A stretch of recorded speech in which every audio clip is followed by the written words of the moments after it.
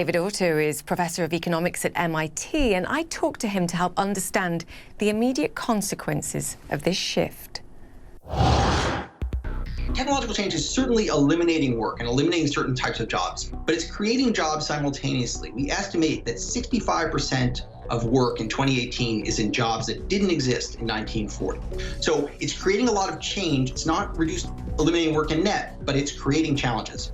Two, most of these things are moving, or they're momentous, but they're moving slowly. They are not occurring overnight. There's time to respond. And third is, if we don't change our institutions to channel that rising productivity well, we will continue to get wealthier without necessarily getting more well off on average or the median. And that's something that we can bend the curve on if we take the time and make the investment to do so.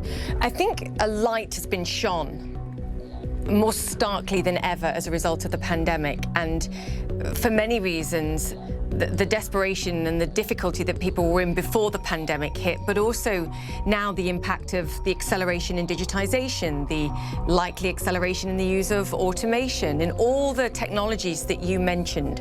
What's going to be the net impact of that? Well, very unfortunately, the pandemic just seems to be an accelerant on this fire in terms of, it's basically been in net almost harmless or even beneficial to people in, many highly paid jobs where they can do their work remotely. They now commute less. They use their time more productively, and their consumption has not fallen. They're just, money they would have spent on travel, they're spending on, remodeling their homes and so on. But for workers who do hands-on work, many of whom are low paid, that's not true for all hands-on workers. Obviously, medical doctors and nurses are not low paid and they do hands-on work. But for many people who do, driving and cleaning and food service and so on, they are exposed to additional disease risk. Their pay is not commensurate with the degree of risk that they are bearing. And moreover, we expect that because of the long-term decline in commuting to work, in business travel, in retail sales, there's going to be less opportunity and less demand for workers who do those kinds of jobs. And one thing we know is tight labor markets, strong demand for workers always raises pay and opportunity. So in the last several years prior to the pandemic, we did see real wages rising for people without college degrees doing all of those service jobs that we were just speaking about.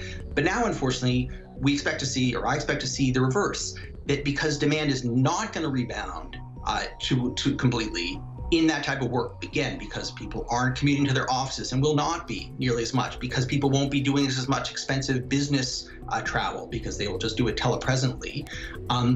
Because people will not be shopping at retail stores as much, they've made the move to online, there's going to be less competition for workers to do those jobs, and less competition means less wage pressure, less growth of earnings, less economic security.